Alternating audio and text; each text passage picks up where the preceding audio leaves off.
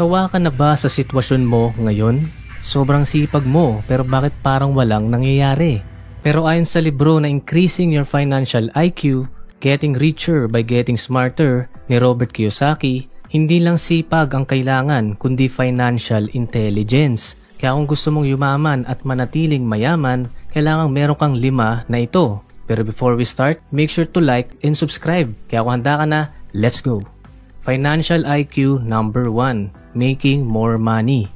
Alam mo ba na ayon sa isang 2023 report ng Bangko Sentral na 63% ng Filipino households ay walang sapat na savings at namumuhay lang sa paycheck to paycheck. Isang emergency lang, isang sakit o aksidente, pwede na bumagsak ang buong finances nila. Kaya ngayon pa lang, kailangan mo nang matutunan kung paano palaguin ang income mo. Hindi sapat ang isang source of income, lalo na kung maliit lang ang pumapasok. Gaya ng sabi sa libro, your ability to make money is your first financial intelligence. Kahit gaano ka pa kasipag, kung ang kita mo ay hindi lumalago, baka forever kang trap sa paycheck to paycheck na buhay. Isipin mo, kung nagsisimula ka sa minimum wage, paano mo madadagdagan ang kita mo? Baka kailangan mong maghanap ng side hustle, mag-aral ng bagong skill na mataas ang demand, o magsimula ng maliit na negosyo. Sabi rin ni Rich Dad, money problems are like toothaches kasi kapag binaliwala mo, mas lalong lalala yung sakit. Tapos kapag hindi mo sinolusyonan, ay pwedeng mauwi sa komplikasyon na mas mahirap nang ayusin. Pero kapag sinimulan mong ayusin ang income mo ngayon, kapag natutunan mong i-manage at i-grow ang pera mo, natural lang na lumalago rin ang financial intelligence mo. At kapag tumatalino ka sa pera, hindi lang income ang lumalaki, pati confidence mo. Kaya gaya ng sabi sa libro, when your financial intelligence grows, you become richer. Ang tanong, kung hindi ngayon ang tamang panahon para ayusin ang problema mo sa pera, kailan pa? Financial IQ number 2, protecting your money. Kung ang financial IQ number 1 ay tungkol sa how much money you make, itong financial IQ number 2 naman ay about how much money you keep. Halimbawa, si Pedro ay kumikita ng 100,000 pesos per month at si Juan naman ay kumikita ng 80,000 pesos per month. Base dito, mas mataas ang financial IQ number 1 ni Pedro kasi mas malaki yung kinikita niya. Pero kung ang nawawalang pera kay Pedro ay 50% dahil sa tax at sa iba pa, tapos si Juan naman ay nawawalan lang ng 15%, ibig sabihin mas mataas ang financial IQ number 2 ni Juan. Dahil mas marami siyang natitira at napoprotektahan na pera. Dito papasok ang konsepto ng financial predators. Gaya ng sabi ni Rich Dad, ang pera natin ay parang ani ng magsasaka. At gaya ng mga pananim, may mga peste at bagyo na kalaban din ang ating pera. Ang mga tinatawag na 7 financial predators. Ang nakakagulat, minsan sila pa yung mga mukhang harmless, respected o trusted. Ngayon, ano bang 7 financial predators na kaaway ng ating pera na dapat malaman mo? Number 1, bureaucrats. Bago mo pa mahawakan ng sahod mo, may kaltas na agad. Ito ang buwis o tax. Ang masaklap, ayon kay Rich Dad, ang mga bureaucrats ay hindi marunong gumawa ng pera. Pero expert sila sa paggastos ng pera natin. Kapag kinapos ang gobyerno, ano ang ginagawa? Magdadagdag ng buwis. At dahil hindi sila marunong gumawa ng pera katulad ng mga negosyante, gagawa lang ulit sila ng iba pang tax para mas marami silang makuha sa atin. Kaya halos lahat may tax na. Number 2, bankers. Oo, kailangan natin ng bangko. Pero hindi ibig sabihin nito ay safe na ang pera mo roon. Ang interest na binibigay ng bangko, halos wala. Let's say 0.06% per year. Pero ginagamit nila ang pera mo para ipautang sa iba sa interest na let's say 7%. Kaya ayon kay Rich Dad, bankers are modern day robbers. Legal nga lang. Habang iniipon mo yan sa savings account mo, lumiliit naman ang value ng pera mo dahil din sa inflation. Number 3, brokers. Maraming taong nagtitiwala agad sa brokers. Pero sabi ni Rich Dad, karamihan sa kanila ay sales people lang. Nagbebenta sila ng insurance, stocks, condo units, pero hindi sila certified experts in wealth building. Masama ba silang lahat? Hindi. Pero ang problema, maraming tao ang kumukuha ng financial advice mula sa mga nagbebenta, hindi sa mga talagang mayayaman at may track record sa investing. Number 4, businesses. May mga business na ang layunin ay ikaw ay gumastos ng gumastos. Example, yung mga department stores at mga apps na may sariling credit cards o mga paying scheme na may mataas na interest rate. Madaling ma-approve, tapos sa una, promo lang daw, pero sa dulo, dahil sa taas ng interest rate, doble na ang binayaran mo, kaya ingat sa buy now, pay later trap. Number 5, brides and views. May mga taong ang habol sa pag-aasawa ay pera. Tinawag ito ni Rich Dad na love predators. Habang lumalaki ang pera mo, mas maraming magmamahal sa'yo. Ang totoong mahal nila ay ang wallet mo. Number 6, brothers-in-law. Ito na yung tinatawag na debt predators. Pag namatay ka na, biglang may lilitaw na kamag-anak na gusto rin kumuha sa pera at mga pamana mo. Number 7, barristers.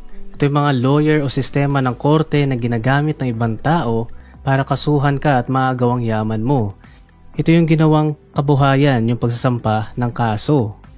Ngayon alam mo na kung sino-sino ang kalaban ng pera mo, huwag kang mag-skip kasi napaka-importante ng next step.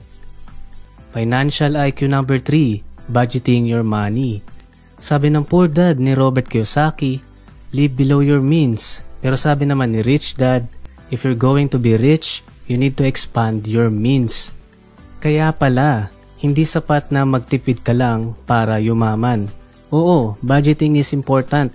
Pero kung ang purpose ng budget mo ay para lang makasurvive, baka yun din ang mangyari, makakasurvive ka lang. Sabi nga ni Rich Dad, maraming tao nagbabudget, pero ang mindset nila ay pang mahirap o pang middle class. Ang kailangan, budgeting para yumaman.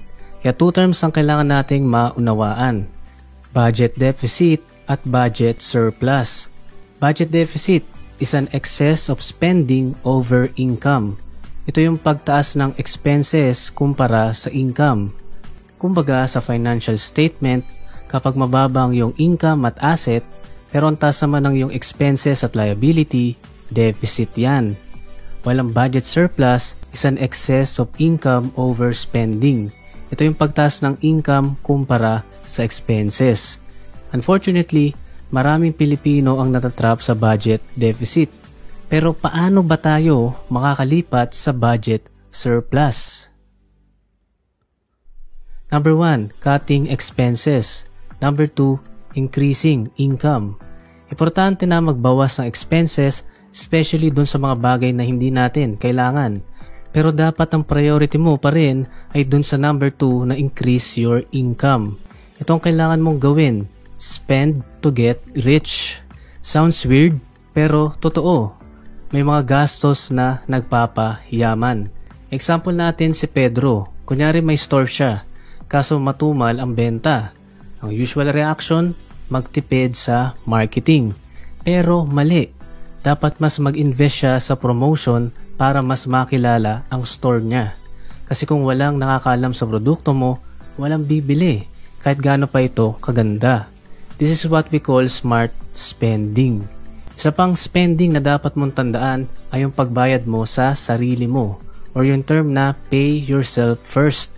Before ka pa magbayad ng Meralco, Manila Water, Converge, at ng kung ano-ano pa, unahin mo muna ang sarili mo.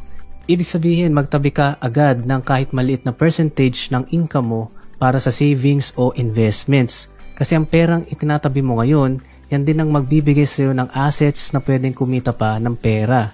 Gamitin ang pera para makabuo ng negosyo or bumili ng investments. Kung di mo agad kaya magtabi ng 30%, simulan mo sa 3%. Ang mahalaga, nagsisimula ka na. Ayon sa kwento ni Robert, sila ng asawa niya ay hirap din noon. Pero imbes na magtipid ng magtipid, they spent more on promoting themselves.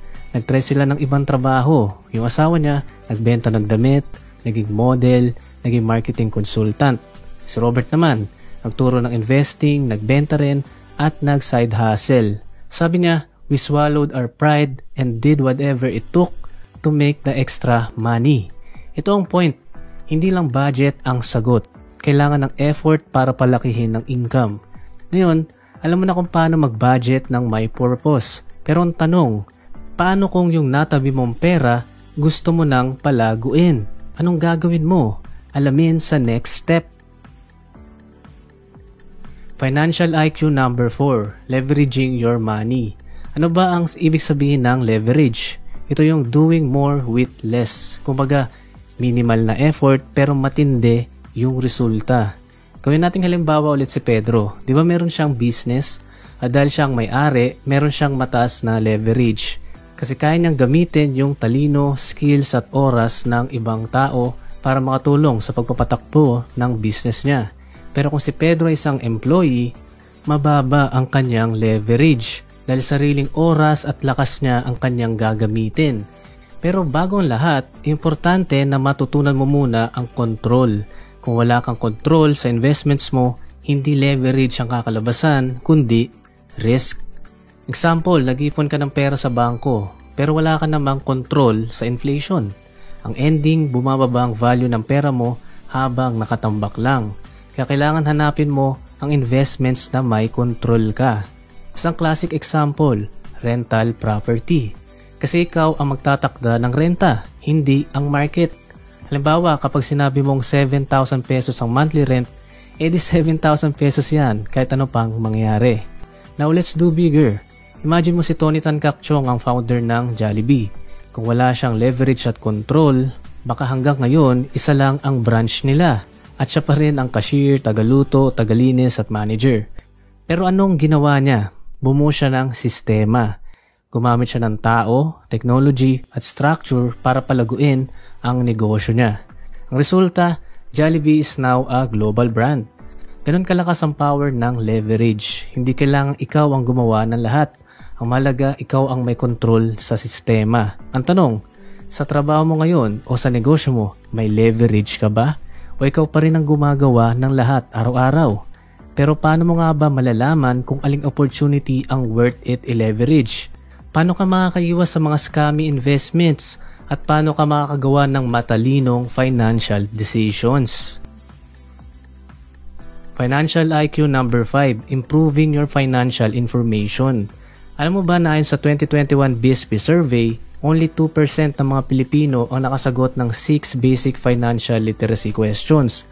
Karamihan ng mga Pinoy hindi alam kung paano gumagana ang inflation, savings, or investments. Nakakabigla pero hindi na rin nakakapagtaka. Dahil simula bata pa lang tayo, tinuruan tayong mag-memorize sa school. Pero bihira tayong tinuruan kung paano talaga mag-handle ng pera. Kaya kung isa ka sa nanonood ngayon, congrats! Kasi you're already ahead of the 98% ng hindi nag-i-invest sa financial education. Tama yung sabi sa libro, ang tamang impormasyon pwedeng magpayaman sa'yo, pero ang maling impormasyon pwedeng magpahirap. Ngayon, nasa information age na tayo. Lahat ng sagot nasa internet. Pero hindi ibig sabihin lahat ng sagot ay tama. Kaya yung ibang tao, yung mayaman gamit ang tamang info plus tamang diskarte. Kaya ng mga founder ng Facebook, YouTube at iba pang tech innovators. Pero marami rin ang nalulugi dahil sa kakulungan ng kaalaman o dahil nakinig lang sa maling payo. Hindi na uso ngayon ang outdated beliefs. Ang uso ngayon yung self-education, innovation at pagiging alerto sa bagong trends. So kung gusto mong umasenso, invest in your knowledge kasi ito ang pinakamalaking asset mo. Kaya huwag kang magpahuli. Kung gusto mong yumaman, aralin mo muna kung paano. Dahil sa panahon ngayon, knowledge is power at knowledge is money. In summary, itong 5 dapat gawin para yumaman kahit galing ka sa wala. Kung alam mo na ang 5 dapat gawin para yumaman, ang tanong, paano ka naman mag-i-invest tulad ng mga mayayaman? Kung gusto mong matutunan ang diskarte ng mga mayaman, panoorin mo itong susunod na video na base rin sa libro ni Robert Kiyosaki na Rich Dad's Guide to Investing Tagalog Summary. Watch now!